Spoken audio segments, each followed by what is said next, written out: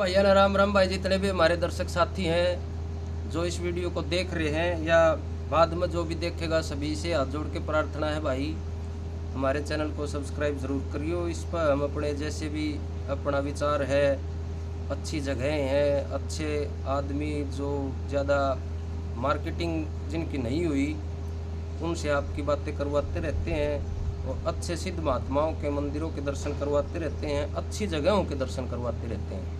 सभी से हाथ जोड़ के प्रार्थना है भाई, चैनल को सब्सक्राइब ज़रूर करियो और शेयर भी करियो अपने भाई के, जिससे जो भी कर सको या मदद है एक तरह से ये भी करियो। आज हम बात करेंगे जो भारत सरकार ने सीज फायर किया, यानी कि युद्ध विराम। जब गणखरे तो उसी दिन से वो चल जाए, पहले तो रुक के मारे थे, युद्ध रोक दो भाई, देश का नुकसान हो जाएगा। ये तो है ही भाई, नुकसान तो हुए है। युद्ध किसी के लिए अच्छा नहीं है, युद्ध होता है मजबूरी। जब अर्जुन ने कहा था ना भगवान श्री कृष्ण को कि हे केशव, कोई ऐसा रास्ता नहीं है जिससे हम इस लहूलुहान कर्म से बच जाएं और ये इसका बिना काम चल जाए, तो भगवान ने यही कहा था अर्जुन को कि ऐसा रास्ता होता अर्जुन तो मैं तेरे कुरण भूमि में कभी नहीं लेके आता। वो रास्ते सारे बंद हो चुके, अब तो रास्ता युद्ध ही है। युद्ध करना ही पड़ेगा। शांति और धर्म की स्थापना के लिए युद्ध जरूरी है, लेकिन शांति तभी होती है जब युद्ध के बाद ही शांति होती है। अभी युद्ध विराम भारत सरकार ने किया है, वो चलो आपस में बातचीत करके उनको ही पता है, ये सीक्रेट बातें सभी के सामने नहीं आती का कारण क्या रहा है जो भी है। लेकिन एक तरह से हमने जो हमारे 26-27 जो हमारे देश के नागरिक थे उनका बदला हमने माकूल उनसे फालतू ले लिया है, और सरकार ने भी कुछ सोचा होगा भाई, नुकसान तो अपना भी है, अपना भी तो होने लग रहा है। हमारा एक साथी है, सोशल मीडिया के माध्यम से ही मैं जानता हूँ उसको, पर्सनली तो नहीं जानता, उसके विचार आते रहते हैं सोशल मीडिया पे, तो मैं पढ़ता रहता हूँ। उसके विचार मेरे को काफ़ी हद तक अच्छे लगते हैं। उन्हीं का एक छोटा सा विचार है युद्ध के ऊपर ही, मैं वो आपसे शेयर करना चाहूँगा।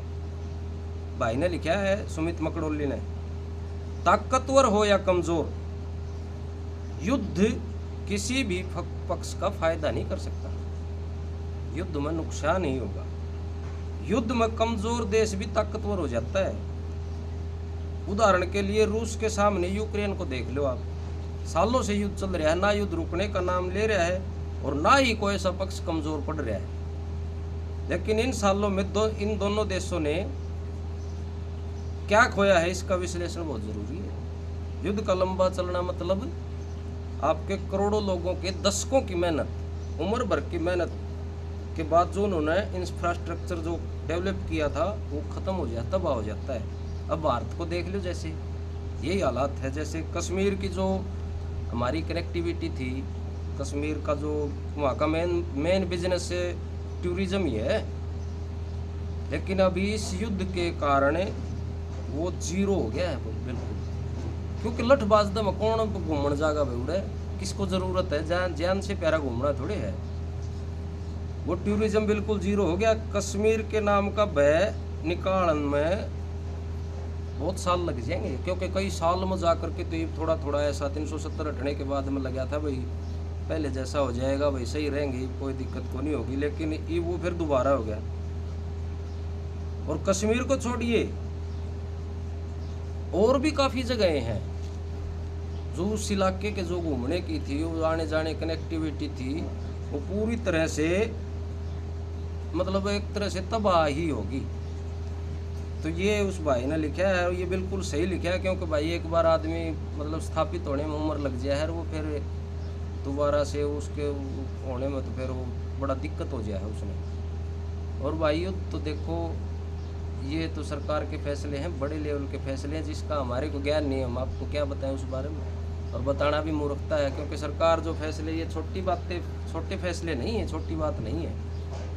ये तो जुकर मैं तो कह दी बिला 1 मिनट में बैठे हूँ कैमरे पर, रोकना नहीं चाहिए था सभी, और मैं नहीं, जितने भी हमारे देशवासी हैं उनका सभी का मतलब पहली नज़र में तो उन्हें लगा था भी वो गलत करे, क्यों रोक दिया। लेकिन युद्ध का भी पूरा एक वो दायरा हो है, उसमें युद्ध कोई छोटी बात नहीं है। ये फिल्मी लड़ाई थोड़ी है कि भाई फिल्म से यार, ये तो असली लड़ाई है। इसमें तो जान का, माल का, काम का क्या पता कितने नुकसानों हैं।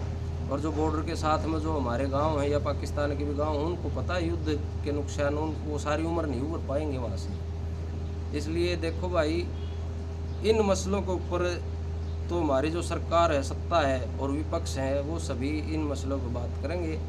हाँ, लेकिन जो फैसला हुआ, देखो युद्ध से किसी का फ़ायदा तो होना ही नहीं। जो फैसला सरकार ने करे वो बड़ा ठीक होगा, नू मानो अपन तो मतलब भाई, क्योंकि इन मामले में तो विपक्ष भी है अपने पास और सरकार भी है। तो वो यदि गलत होगा तो वो विपक्ष उसको वो अपने आप निकाल जाएगा और उसको उनको जवाब भी देना पड़ेगा। बाकी एक नज़र में ठीक ही हुआ है। और बाकी हमारे भी भाई बहुत से जवान जो शहीद हुए हैं, जिन्होंने अपनी सर्वोत्तम बलिदान जिसको कहते हैं, वीर गति को प्राप्त हुए हैं, उनके लिए भी परमात्मा से प्रार्थना है।